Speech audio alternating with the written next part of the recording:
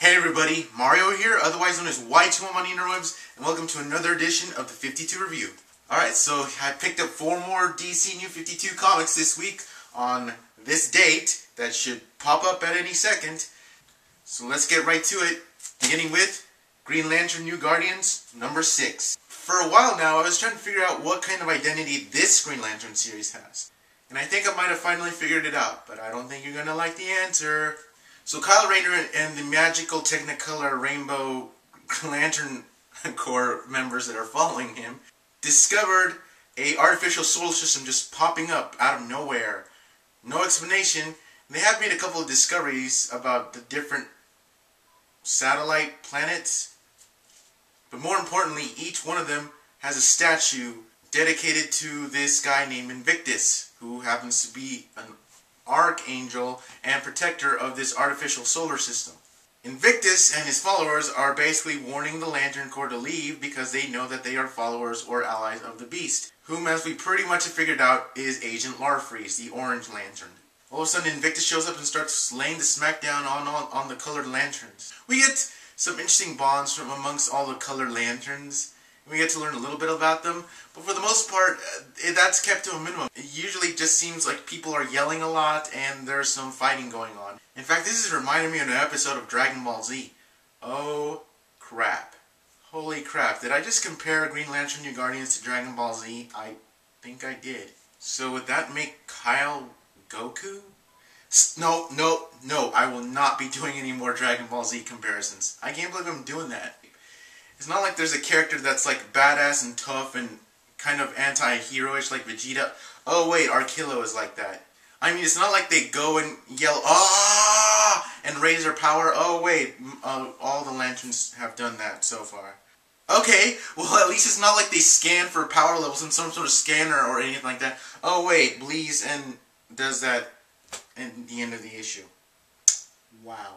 Okay, so this is pretty much like Dragon Ball Z. Okay, so I guess we figured out the identity of New Guardians. Alright, so while the main Green Lantern series is like the serious, epic storyline and where we get to see Sinestro shine, Green Lantern Corps is like gritty, bloody, violent, like kind of like the Expendables. Red Lanterns is kind of bloody and angry, you know, blarg, you know, anti-hero stuff.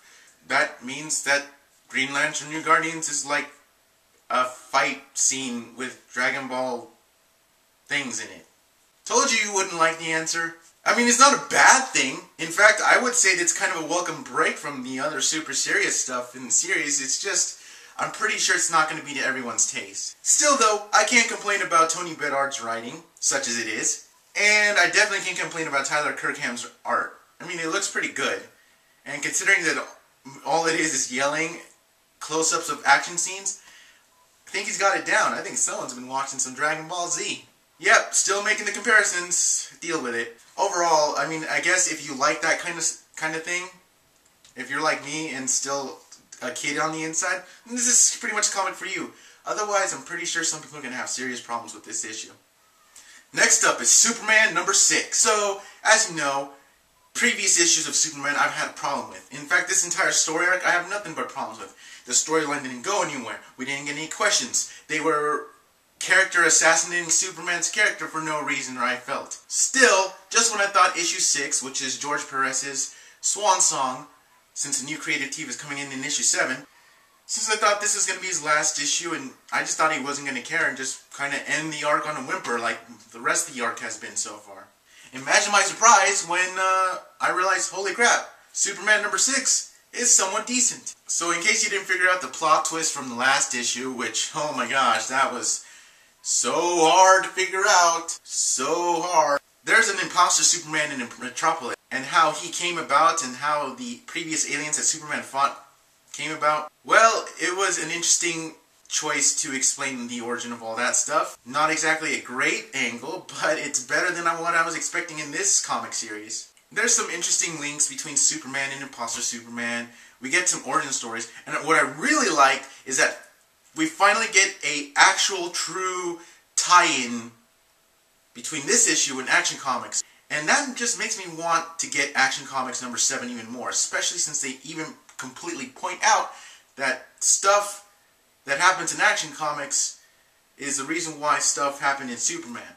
Nicholas Scott's artwork is pretty awesome, and holy crap, George Perez is actually writing some cool stuff too.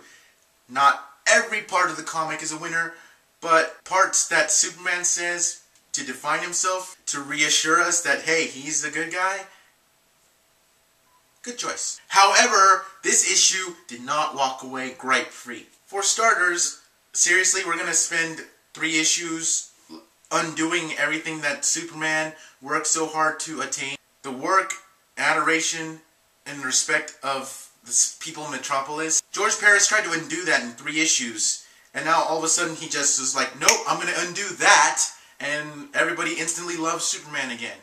Yeah, I know it's your swan song, Perez, but a cop-out is a cop-out is a cop-out. Seriously, everybody was like, even Superman's biggest supporters were in doubt. Like, man, maybe Superman's not such a hero after all. And then all of a sudden Superman shows up and he's like, that guy's an imposter! And everybody's like, okay, we forgive you. Yay, Superman. Spoiler alert. It just felt like a cop-out to me. I get it. A new creative team's coming next issue, blah, blah, blah, blah. But I just felt that if this was going to happen, we really shouldn't have either tried to character assassinate Superman, or we really shouldn't have had that quick of a resolution. Maybe leave something for the next team to work on. Speaking of complaints, the other one is, you may have noticed Supergirl on the cover. Now, I'm all for the occasional cameo, but not this time.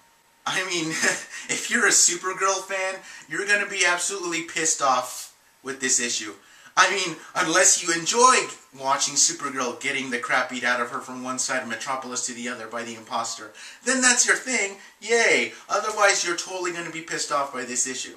Despite that, though, it's a solid issue, and it is a good, adequate conclusion to a otherwise mediocre story arc. Hopefully, the next team that takes over, starting next issue, can do something better with Superman and really vindicate him, just like how Grant Morrison is vindicating him in Action Comics.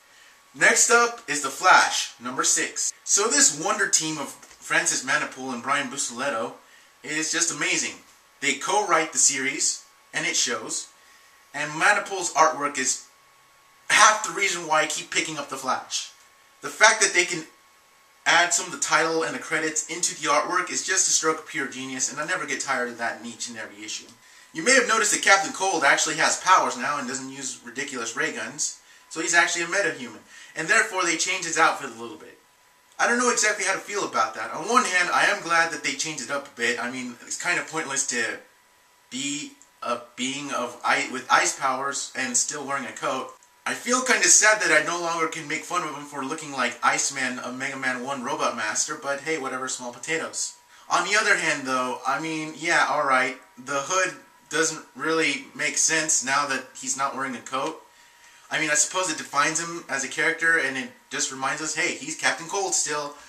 But at the same time, I'm like, dude, he kind of looks like a 90s punk rocker villain.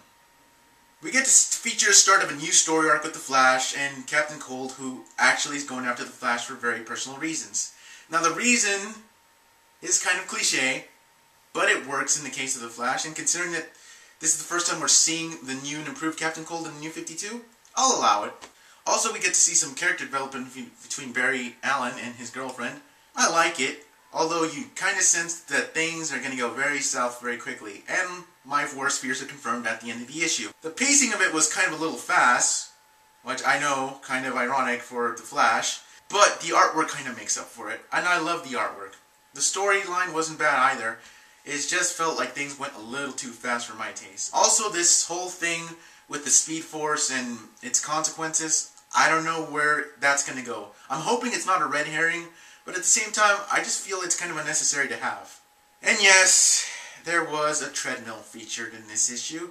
At least they didn't go ahead and call it a cosmic treadmill, otherwise I would have flipped out. Still though, it's a very solid issue. I recommend it to people who haven't checked out The Flash. This actually more than vindicates him, especially how he was in Flashpoint. Still not over that, by the way.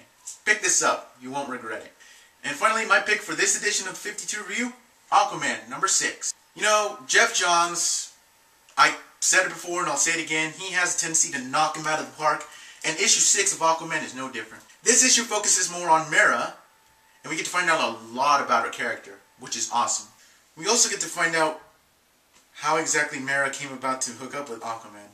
And let's just say that it was for, at least initially, less than romantic reasons. In fact, we get a lot of insight as Mera as a character and not just some helpless mermaid with legs, as she's been depicted in years prior.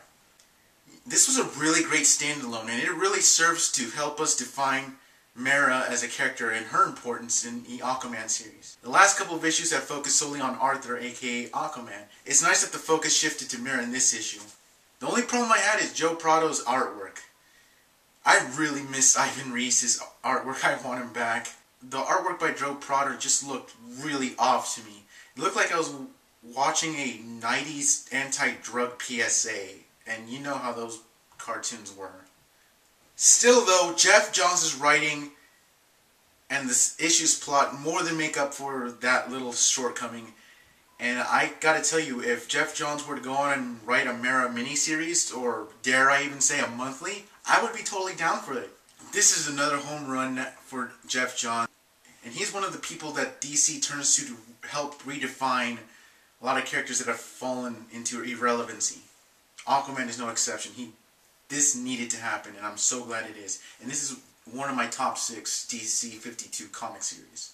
I highly recommend this to everyone, and if you haven't checked out Aquaman, what the hell are you waiting for? Alright guys, that about does it for now.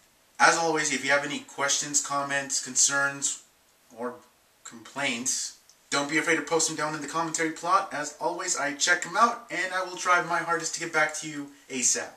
And hey, if you like, go ahead and post down what you're reading. What do you think about the comics that I talked about today, and what do you think I should be checking out? Other than that, I close this edition of the New 52 by saying, as always, live nerdcore, Y2M out.